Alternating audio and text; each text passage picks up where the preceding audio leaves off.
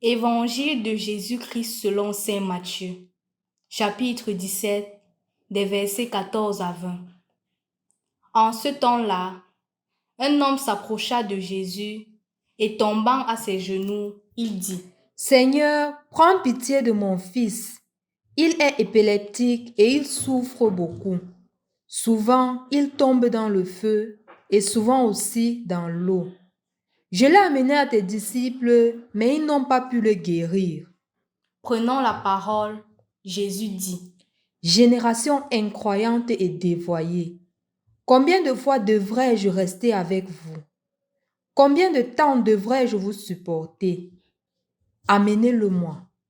Jésus menaça le démon et il sortit de lui.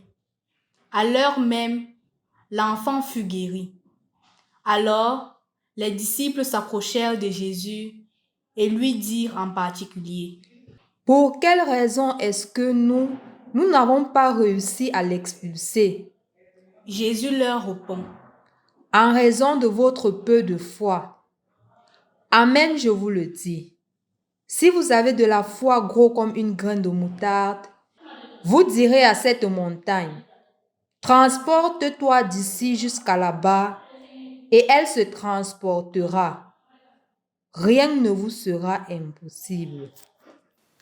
Au nom du Père et du Fils et du Saint-Esprit. Amen. Loué soit Jésus-Christ. Il y a une situation assez belle aujourd'hui dans l'Évangile.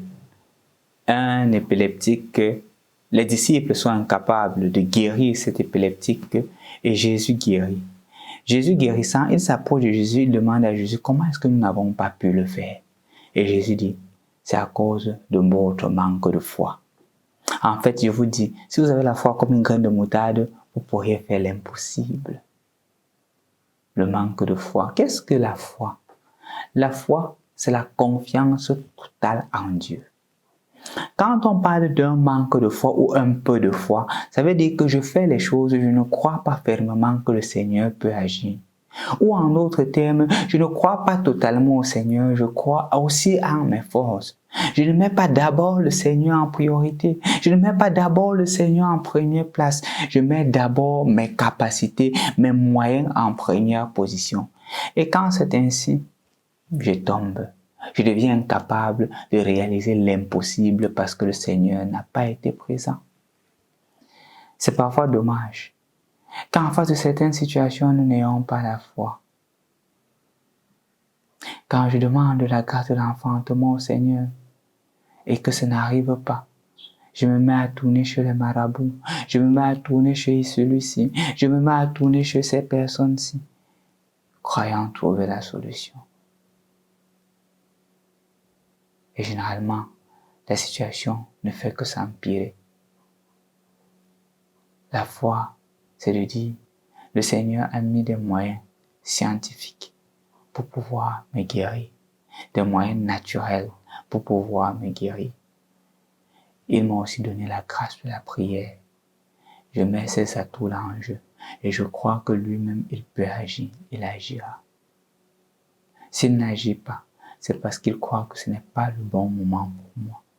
Peut-être même que le Seigneur est en train de penser qu'il faudrait que tu vives dans cette situation, que tu acceptes cette situation comme faisant partie de son plan. C'est vrai que c'est difficile.